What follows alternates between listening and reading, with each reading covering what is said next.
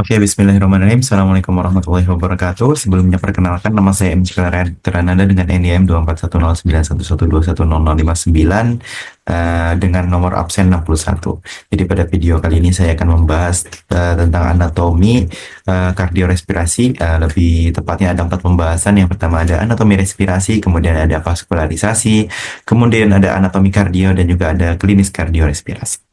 Nah, oke, kita masuk ke pembahasan yang pertama, itu anatomi respirasi.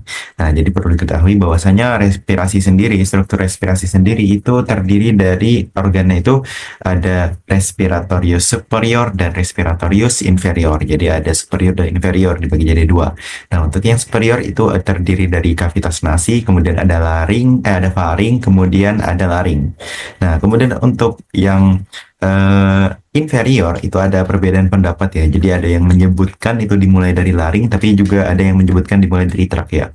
Nah, karena tadi sudah disebutkan laring di superior, kita mulai aja dari, jadi untuk yang inferior itu terdiri dari trakea, kemudian ada bronkus, yaitu bronkus ada 3, ada bronkus principalis, kemudian ada bronkus lobaris, dan ada segmentalis, kemudian pulmo. Nah, itu untuk yang resmi itu secara garis besar. Kita masuk ke yang pertama. Nah, untuk kavitas nasal, kita nasal dari luar dulu ya. Jadi untuk hidung sendiri itu terdiri dari beberapa bagian. Ini eh, ada dorsal, ada apex. Ya, ini ada nares. Nares itu rongga lubangnya. Kemudian ada ala nasi. Nah, itu untuk yang bagian apa namanya? Untuk bagian hidung yang bagian luar ya. Untuk bagian apa namanya ya? Untuk bagian luarnya. Nah, kita lanjut ke bagian dalam, dari ke bagian dalam. Oke, kavitas nasi. Nah, ini di bagian dalam itu terdiri dari beberapa struktur. Ada banyak strukturnya ya. Ada yang kita sebut konka, kemudian konka itu ada 3. Ada konka nasalis superior, konka nasalis inferior, dan konka nasalis media. Kemudian juga ada yang di antara konka tersebut itu ada yang namanya meatus. Nah, konka tadi itu kayak lipatan daging. Tujuannya itu, fungsinya itu untuk menghangatkan udara dan melembabkan udara yang masuk ke rongga hidung. Karena tubuh kita itu memerlukan suhu yang relatif tetap monoton, tidak boleh lebih dingin, tidak boleh lebih hangat. Nah, konka itulah tugasnya. Nah, kemudian itu ada meatus. Meatus itu rongga di antara konka. Meatus juga ada 3. Ada meatus nasi superior, meatus nasi inferior, dan meatus nasi media. Nah, kemudian ada namanya itu vestibulum nasi. Vestibulum ya. Vestibulum itu artinya rongga masuk. Jadi rongga masuk. Kemudian ya yang ada bulu-bulu hidung. Nah, itu vestibulum nasi. Nah, kemudian ada yang namanya itu daerah olfaktori, regio olfaktori, atau juga ada yang bilang nervus olfaktori. Itu di bagian atas, di bagian superior dari hidung, di bagian langit-langit hidung. Itu apa sih? Nah, itu tuh adalah daerah yang isinya itu saraf yang sensitif dengan bau penciuman. Nah, itu yang kalau misalnya kita nyium, itu saraf yang bekerja. Kemudian ada plexus Kieselbach. Plexus Kieselbach itu adalah gabungan dari beberapa pembuluh darah, jadi yang memvaskularisasi daerah hidung. Nah, itu nanti bergabung di, namanya itu plexus Kieselbach. Jadi terdiri dari beberapa pembuluh darah. Nah, ini daerah yang sering menyebabkan kita mimisan ya, guys ya. Oke. Nah, terus di bagian belakang tadi kan untuk pintu masuknya ada vestibulum nasi atau juga nares kalau dari luarnya. Kemudian kalau dari dalamnya itu ada namanya dari belakang, istilahnya dari, kalau dimasuk di laring itu namanya koana. Oke, kita masuk ke ke faring. Nah, untuk di faring sendiri itu ada beberapa struktur ya, guys ya. Aduh, kok mati? Bentar. Aduh, keputus, nggak apa-apa. Nah, untuk yang di faring itu ada beberapa struktur ya. Ada yang namanya itu ostium, pharyngeum, tubae, auditivae. Nah, itu tuh ada kayak lubang, kayak rongga yang tujuannya itu menghubungkan, yang nanti terhubung dengan telinga. Ya, namanya juga tubae auditivae. Jadi punyanya nanti menghubungkan dengan telinga. Terus tuh juga ada beberapa sinus ya di daerah sini juga, di daerah hidung tadi, daerah nasal, kavitas nasi, sama di faring itu, di laring itu. Nah, ada namanya itu sinus ethmoidalis, kemudian juga ada sinus frontalis, kemudian ada sinus, apalagi sinus sphenoidalis di belakang itu, kemudian juga ada yang banyak tersebar, ada di sini juga ada sinus maxillaris. Kalau ethmoidalis itu tersebar banyak, dan itu nanti muara-muaranya itu rata-rata ada di meatus nasi media. Oke, kita lanjut ke struktur-struktur selanjutnya. Nah, ini kita sebentar ya. Aku buka buku dulu. Gak lupa. Hmm,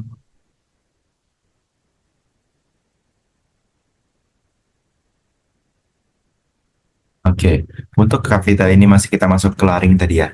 Nah, jadi di laring sendiri itu ada beberapa struktur tadi salah satunya sudah disebutkan. Nah, kemudian ada namanya itu plica salpingo palatina. Nah, plica salpingo palatina itu kayak lipatan ya, kayak lipatan itu posisinya ya dekat palatina ya, berarti dekat dengan palatum, dekat dengan mulut. Nah, selain itu juga ada plica salpingo paringe, itu agak ke belakang lagi. Di atasnya si ostium tadi. Nah, terus juga kita lanjut agak ke bawah. Oh ya, perlu diketahui kalau misalnya faring ini terbagi menjadi tiga. Laring ini faring ya, faring ini terbagi menjadi tiga. Ada eh, namanya itu terbagi menjadi tiga bagian. Ada kalau dari bawah itu ada laryngofaring, kemudian ada orofaring, kemudian yang paling atas nasofaringnya itu menghubungkan aja. Jadi kalau nasofaring itu menghubungkan rongga hidung dengan ke bawahnya dengan faring, kemudian nanti ke mulut jadi orofaring. Nah, kemudian yang paling bawahnya lagi nanti ada laryngofaring. Oke, lanjut. Nah, kemudian kita ke bagian di orofaring ya. Orofaring ini ada beberapa struktur seperti ovula, kemudian ada juga namanya itu eh, tonsila palatina atau bisa kita ya sering kita dengar amandel ya. Kemudian juga eh reses preferens bukan ya. Nah, itu tadi. Nah, itu beberapa struktur. Sebenarnya ada banyak struktur yang lebih kompleks, tapi ini yang saya bahas yang sedikit lah lebih luarnya saja gitu. Nah, kemudian kita lanjut ke laringofaring. Nah, laringofaring ini adalah struktur yang menghubungkan antara laring dan faring. Nah, itu ada beberapa struktur di dalamnya juga ada termasuk ya dekat sebelumnya epiglotis. Nah, oke, lanjut selanjutnya kita akan masuk ke struktur yang selanjutnya itu adalah laring. Nah, laring sendiri di sini ada yang biasa kita dengar sebagai pita suara. Nah, laring ini ya yaitu sebelahan dengan esofagus. Jadi tadi kan laringofaring itu nanti berhubungan ke jadi nanti ada dua rongga di situ, nanti ada yang ke arah esofagus, kemudian ada yang ke arah laring.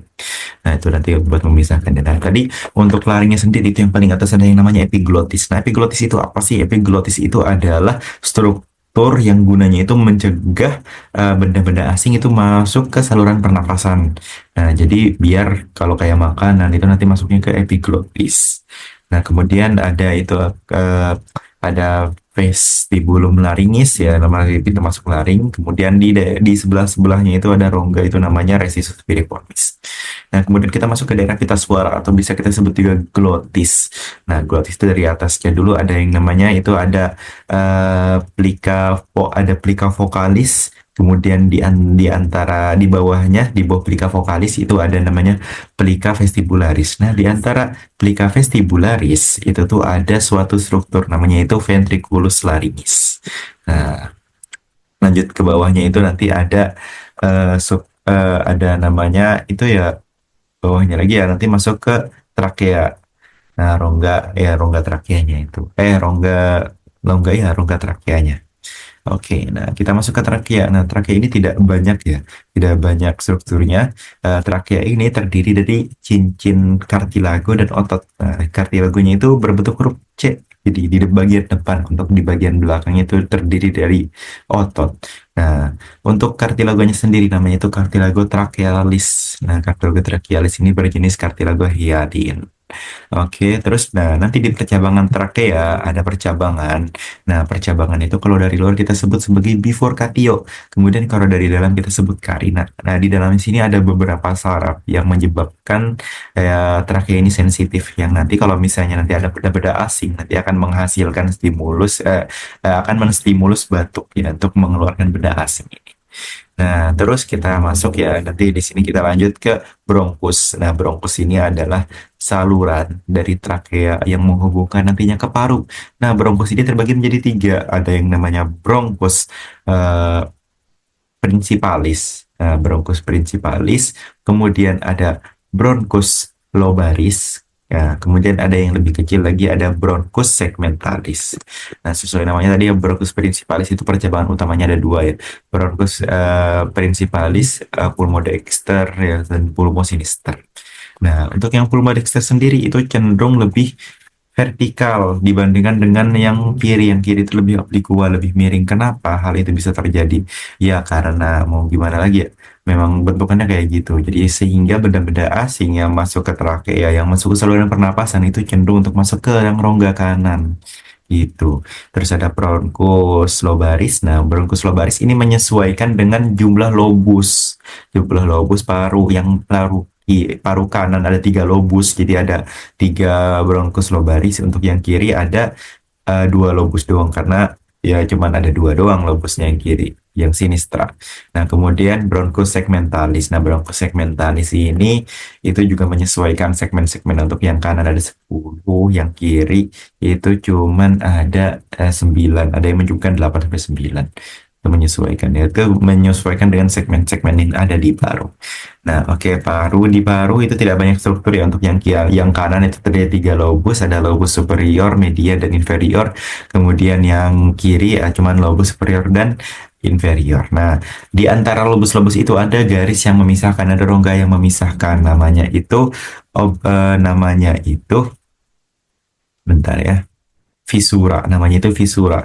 Nah, untuk yang miring itu visura obliqua. Terus tapi kalau yang nggak miring itu ada visura horizontalis. Visura horizontalis itu cuma ada di pulmodexter ya gitu. Terus untuk bagian yang di sini tempat masuknya ada tadi bronkus, ada pena, ada arteri pulmonalis, ada vena pulmonalis. Nah, itu namanya daerahnya itu adalah hilum atau pintu masuk. Tuh. Di dalam bronkus ini sebenarnya ada banyak struktur lagi, kayak ada bronchiolus, terminalis, respiratorius, alveoli. Tapi itu strukturnya tidak bisa dilihat secara kasat mata gitu ya. Itu jadi memang harus pakai eh, mikroskop yang lebih lebih mantap pembesarannya. Oke, kita masuk ke anatomi kardio. Kardio ini ya jantung terkait dengan pernapasan deh. Nah, untuk perlu diketahui, jantung sendiri itu terdiri dari 2 ruang, dan ya terdiri 2 atrium dan 2 ventrikel. Nah, terus untuk ya kalau misalnya kita dari yang kiri dulu ya. Jadi ini juga berkaitan dengan sirkulasi. Ini untuk yang dari atrium itu saluran yang masuk ke atrium kanan dulu ya. Dan masuk ke atrium kanan itu ada namanya itu vena cava superior inferior. Kemudian dari vena cava itu nanti akan masuk ke ventricle kanan. Nah, ventricle kanan itu nanti dari atrium kanan masuk ke ventricle kanan atau ventricle dextra. Nah, itu nanti ventriculus dextra ya. Sebutannya itu nanti melewati sebuah katup pembatas ya, yang mencegah darah itu balik. Nama katupnya itu adalah katup tricuspidal atau valva tricuspidalis. Nah, oke, lanjut. Nanti bakalan darah itu akan mengalir ke arteri pulmonalis. Nah, arteri pulmonalis itu ya sesuai namanya arahnya ke paru. Nah, dari paru nanti balik lagi ke jantung, ke lewat pena pulmonalis, balik masuk ke atrium sinistra. Nah, dari atrium sinistra nanti melewati katup buat ke ventricle sinistra. Dan nama katupnya itu katup mitral. Nah, tadi terus nanti masuk ke aorta. Ada katup juga di situ, namanya katup aorta. Kalau yang di pulmo tadi katup pulmonal.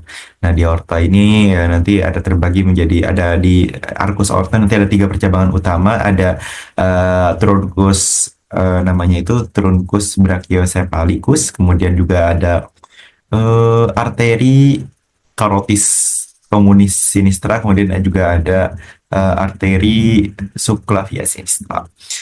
Terus untuk yang memvaskularisasi jantung sendiri itu ada namanya itu arteri coronarius. Nah, itu masuknya lewat mana? Lewat sinus coronarius. Sinus coronarius itu posisinya di aorta. Jadi setelah katup aorta tadi. Nanti ada beberapa pembagian, situ ada ada circumflexus, kemudian juga ada LAD, kita nyebutnya LAD live artery LAD, Live Artery Descendens, dan kemudian ada beberapa hal lagi yang di situ. Kemudian nanti venanya ya namanya juga sama di jantung, vena coronarius, nanti balik masuk ke sinus coronarius, nanti balik ke jantung. Oke, terus yang selanjutnya yaitu untuk yang struktur jantung ya.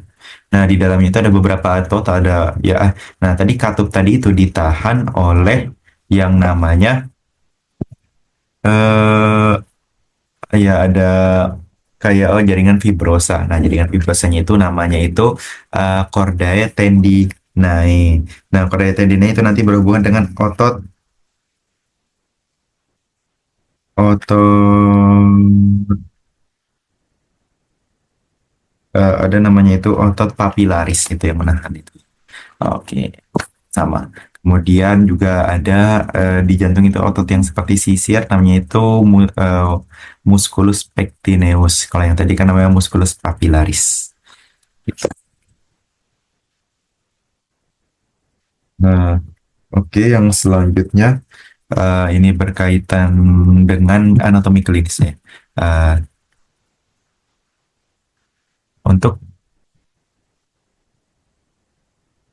anatomi klinisnya sendiri itu ada beberapa hal yaitu seperti ya penyumbatan, kemudian juga ada kalau misalnya di paru itu kalau misalnya ada salah satu jaringan yang rusak itu biasanya diangkatnya itu per segmen gitu. Jadi bukan kalau misalnya paru kanan yang rusak terus satu paru diangkat enggak, tapi cuma per segmen doang.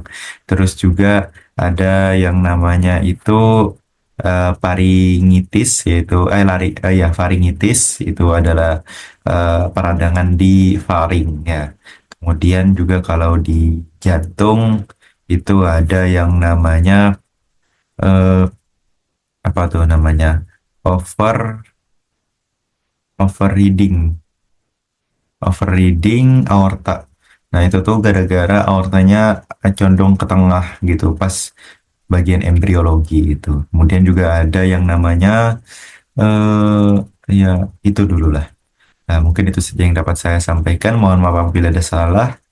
Billahi taufiq wal hidayah. Wassalamualaikum warahmatullahi wabarakatuh. Terima kasih.